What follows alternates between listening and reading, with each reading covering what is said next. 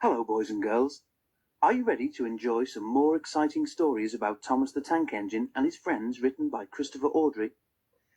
The first story is taken from the book James and the Diesel Engines and is called Old Stuck-Up. The Fat Controller preferred steam engines on his railway, but he found diesels useful because they could pull either coaches or trucks. "You're versatile," he would say to them. "Real mixed traffic engines." Boko and Bear were proud of this, but James was not impressed. He liked these two diesels, but he treated all others with deep suspicion. "Diesels don't use coal and water," he would say darkly. "How can you trust an engine who isn't normal in his habits?" Visiting diesels sometimes boasted about how special they were. Usually Boko and Bear had to spend the next day smoothing ruffled feelings. One day a particularly haughty diesel came from the other railway. When the visitor found that he was to share the shed with steam engines, he stopped outside in disgust and refused to go any further. "Why on earth does your controller keep such out-of-date objects?" he growled rudely. "Dirty, smoky, slow things. Ugh!" He shuddered delicately.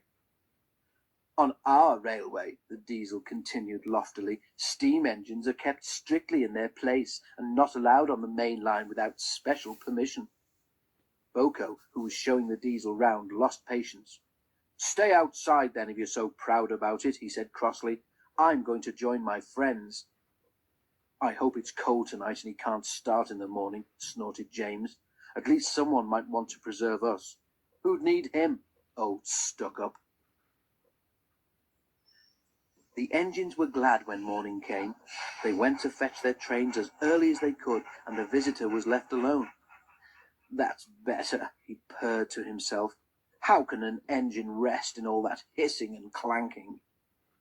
The cleaning equipment and fuel supply were in the part of the shed which Boko and Bear shared. Old Stuck-Up was so full of self-importance that he'd forgotten he would need cleaning and refueling before he went home. It was getting late when he remembered. "If I go in now while the shed is empty," he said to himself, "no one will know I've been." He scuttled forward quickly, too quickly. The rails where Bear and Boko had stood were oily, and when he tried to stop, he couldn't. "Brake blocks and buffers, I'm slipping!" he wailed as his wheels locked and slithered. He shut his eyes as, with a despairing whoop of horror, he crashed into the wall at the end of the shed. The diesel was not badly damaged, but a dreadful draught came through the hole in the wall. When the other engines came home, they heard the story from Douglas, who had cleared up the mess. "Ho, ho, ho," chortled Henry. "Old Stuck-Up came unstuck, did he? I say, Boko, what is it the Fat Controller calls you?" "Versatile," chuckled Boko. "But that isn't what he called Stuck-Up. I couldn't hear all he said, but I didn't think it sounded very polite."